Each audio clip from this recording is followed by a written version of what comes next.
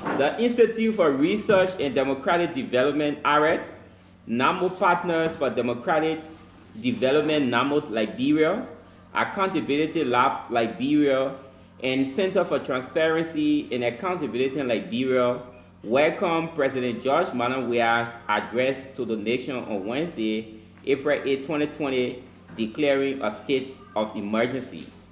We wish to applaud government for the decision, which augments ongoing efforts to eradicate COVID-19 from Liberia. We join the President and health authorities to admonish Liberians and the public to fully respect and observe all protocols announced as effective means of preventing further spread of the virus, as well as consolidating efforts to eradicate it. We are optimistic that with an inclusive and concerted fight led by the President and institutions with the requisite mandates and proven capabilities and experience, COVID-19 will be a matter of history in Liberia soon.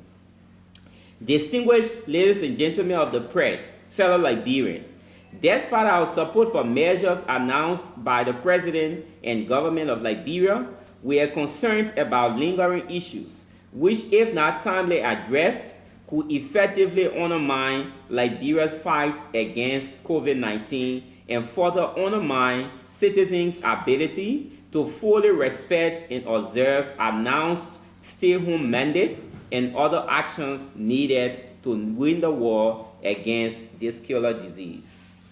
The President announced a stay-home order with exemptions for movements without fully considering the socio-economic impacts and implications of these measures on citizens, especially the over 75% Liberians living on $1 or less a day and have no reserve, food, water, and other essential items for the following day or days.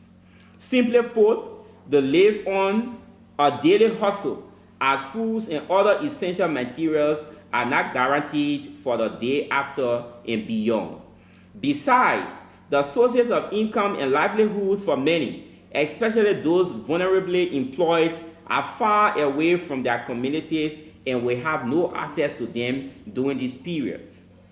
We noted that their plights were not considered because government has not announced any reduction in prices of rice, gasoline, and other basic commodities. Neither has the government announced plans to supply food items and other essential supplies to poor and vulnerable groups, including orphanages, poor communities, the elderly, those with various forms of disabilities, etc. How will those who do from hand to mouth survive in this crisis? The government cannot be trying to prevent citizens from being killed by coronavirus, but does little or nothing to prevent them from being killed by hunger and starvation.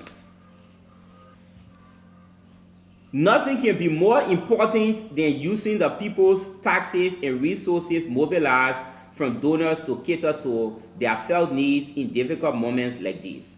Besides, we wish to reiterate that we are not seeing the level of leadership, coordination, and collaborative engagement with civil society and other groups that characterized the fight against Ebola in 2014.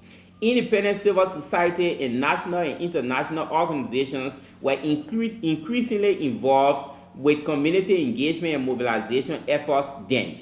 We are not seeing much of that from the government in terms of recognition of the roles of these actors as well as giving them the leverage to operate, even with some restrictions and exemptions. Mere announcement by the President for civil society and political party leaders and religious actors to join the fight and use their social media pages to engage with the public is not enough.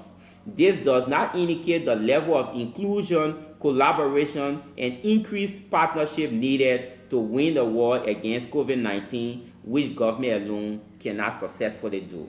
Furthermore, we are concerned about the increased and undue involvement of some political actors in the fight, something that could narrow the roles of professional institutions and individuals with the required expertise and mandate to deal with the situation. We have observed disregard for the structures and resources used to fight the Ebola virus disease. Many of the frontline workers and community engagement experts used are being sidelined while new persons identified, especially people widely believed to be partisans of the Coalition for Democratic Change. While we welcome accommodation of new talents from all backgrounds, this cannot entirely be at the exclusion of those with proven expertise to play such roles, such as the community health committees, county surveillance teams, county health teams, etc. Lastly, we have observed multiple and splintered efforts by government, especially the president and vice president. Why are we seeing Weah and Taylor's projects and not initiatives of the government of Liberia? No international partner or donor will want to support such individualized projects. We therefore want to make the following recommendations. 1. That government identifies funds and other resources to support poor communities targeting women, children, elderly, and people living with disabilities. This includes, but not limited to, provision of safe drinking water, food, and other essential items to enable them to survive while staying at home. Timely provision of electricity and pipeline water where they exist is also important. That the president and vice president lead by example in fostering and promoting a national fight that rallies the support of all stakeholders. The president and vice president cannot be running individual projects when they should be leading government of Liberia's actions and efforts, to which all senators, representatives, civil servants, and even ordinary citizens and development partners can identify. 3. That the fight against the coronavirus disease be depoliticized. The Ministry of Health, National Public Health Institute of Liberia, and other relevant bodies must be adequately capacitated to lead the fight, void of undue political influence and interferences. At the moment, we strongly believe that their roles are being undermined by the increasing involvement of the Monrovia City Corporation in contact tracing and surveillance with no prior experience and capacity. Non-governmental organizations, civil society organizations, and traditional and religious leaders, community leaders, and the media played very key roles during the Ebola fight and must be recognized by the government and provided the opportunity to contribute. The leaderships and essential staff of civil society must be equally allowed to work, as they play vital roles in creating awareness, providing valuable inputs to government, as well as independently monitoring and reporting on key trends and decision-making processes around the fight. That government subsidizes the cost of electricity, water, and gasoline to Liberian families to enable Liberian families access these services. We do recognize that government does not have the capacity and resources to fully implement all these measures. Therefore, it must work with funding partners to source money and other resources to undertake these recommendations. That government, in consultation with commercial banks, places moratorium on payment of loans and interest by creditors to commercial banks for the period of 3 months. This will alleviate the pressure and economic impact on businesses, many of whom either are not operating, or if doing so, are not at full capacity. We wish to remind government of its accountability responsibility to itself, citizens, and development partners contributing valuable resources and inputs to the process. Updates to the public must include resources received and expended, while mechanisms and frameworks accessible to the media, civil society, and partners must be established and maintained to ensure availability of basic and timely information to the public about ongoing efforts and resources received for the fight. We wish to caution that while the government enforces these measures using the National Army and state security apparatuses, the human rights of citizens and other residents must be fully respected and protected. In conclusion, we wish to reiterate calls for all Liberians and residents to fully respect instructions from government, health authorities, and protect themselves and others during this period. We must all observe the social distancing rules and avoid actions that undermine the fight against COVID-19, which cannot be won without collaborative, well-coordinated efforts and all concerned: government, development partners, citizens, civil society, and media and other groups in society. Also, civil society recommits to remaining constructively engaged with government to forge a united, concerted, well-coordinated, and citizens-driven fight against the deadly coronavirus in Liberia. Thank you. This has been a statement released by 4 collaborating civil society organizations, including ARET, Centaur, NAMUT, and Accountability Lab. We hope. I'm Lawrence Yelu, and I'm the director of Accountability Lab, Liberia. I think one thing that people need to take into consideration is the fact that you need to accredit the institution and not talking about the staff in the institution. The institution can decide to give passes.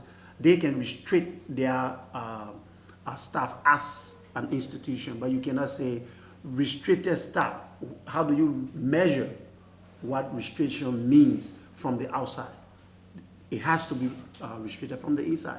But the crucial part about this is that we have to open up for key, and that's what we are stressing, key partners to government needs to be respected, and their front and their contribution needs to be augmented in ways that government must respect the institution and not get to the functional aspect of the institution. That's granular level.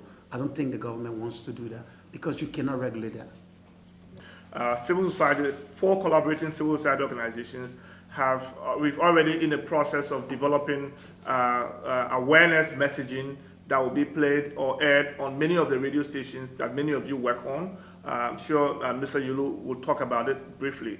We are also coming up with policy advices. This press conference is in line with some of the effort that we are doing. Look, we understand the gravity of the situation, but we also must recognize that this is a social economic issue. In many of these countries where some of these lockdowns have been instituted, our conditions are not the same, right? Some of them, their governments are making provision for large-scale stimulus packages.